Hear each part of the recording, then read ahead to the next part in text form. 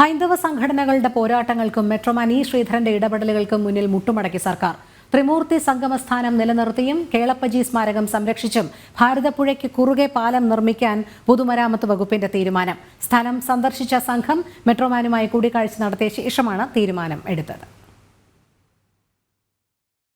കേരളത്തിലെ പ്രധാന ബലിതർപ്പണ കേന്ദ്രമായ തിരുനാവായ നവാമുകുന്ദ ക്ഷേത്രത്തിലെ പാരമ്പര്യ ബലിതർപ്പണം നശിപ്പിക്കുന്ന തരത്തിലായിരുന്നു സർക്കാർ രൂപീകരിച്ച സമിതി പാലത്തിനായി അലൈൻമെന്റ് തയ്യാറാക്കിയത്. ത്രിമൂർത്തി സംഗമസ്ഥാനം കൂടിയായ ഇവിടെ ഇത് ഭേദിക്കുന്ന തരത്തിലായിരുന്നു അലൈൻമെന്റ്. കേരള ഗാന്ധി കെ കേളപ്പന്റെ സ്മാരകം കൂടി തകർക്കുന്ന തരത്തിലായിരുന്നു പാലം നിർമ്മാണം വിഭാവനം ചെയ്തത്.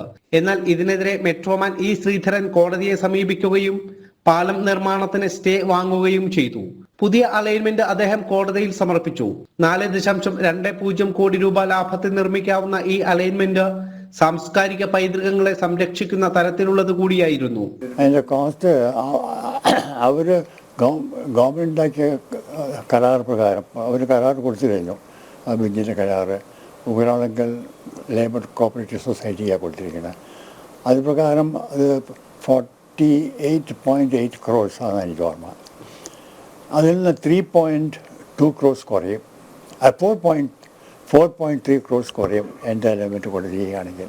അതേ ബ്രിഡ്ജ് ഡിസൈനൊന്നും മാറ്റാൻ ആവശ്യമില്ല, ഈ ആംഗിളൊന്നും മാറ്റേ വേണ്ടൂ, വേറെ ഇപ്പോൾ ചെയ്ത പണികളൊന്നും വെറുതെ പോകുന്നില്ല, കംപ്ലീറ്റായി സംരക്ഷിക്കപ്പെടും. അവരിതുവരെ എക്വയർ അതേ ലാൻഡ് തന്നെ മതി, അതുകൊണ്ട് കൊണ്ടുപോകുന്നത്. പക്ഷെ കുറച്ചുകൂടി ഒരു 15 സെൻറ്റ് ജാസ്തി എടുക്കേണ്ടി വരും. അവിടെ വീടുകളൊന്നുമില്ല, എടുക്കാൻ ഒരു വിഷമവുമില്ല. അങ്ങനെയുള്ള സ്ഥിതിക്കാണ് ഞാൻ അത് ആലോചിച്ചിരിക്കുന്നത്. കെ ടി ജലീൽ MLA വിഭാവനം ചെയ്ത പദ്ധതിയാണ് ഇതോടെ പൊളിഞ്ഞത്. കഴിഞ്ഞ ദിവസം പൊതുമരാമത്ത് വകുപ്പ് ഉദ്യോഗസ്ഥർ സ്ഥലത്തെത്തി പരിശോധിച്ചു. മെട്രോമാൻ ഇ ശ്രീധരനുമായി കൂടിക്കാഴ്ച നടത്തി. അദ്ദേഹം നൽകിയ അലൈൻമെന്റാണ് കൂടുതൽ അനുയോജ്യമെന്ന് ബോധ്യപ്പെട്ടു. ഹൈന്ദവ പൈതൃകങ്ങൾ ഏറെയുള്ള പദ്ധതി പ്രദേശത്ത് ഇത് തകർക്കുക എന്ന ലക്ഷ്യത്തോടെയായിരുന്നു നേരത്തെ സർക്കാർ അലൈൻമെന്റ് തയ്യാറാക്കിയത്.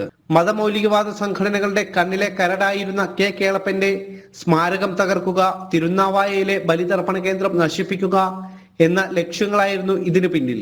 ശിവദാസ് കന്മനം, ജനം, മലപ്പുറം.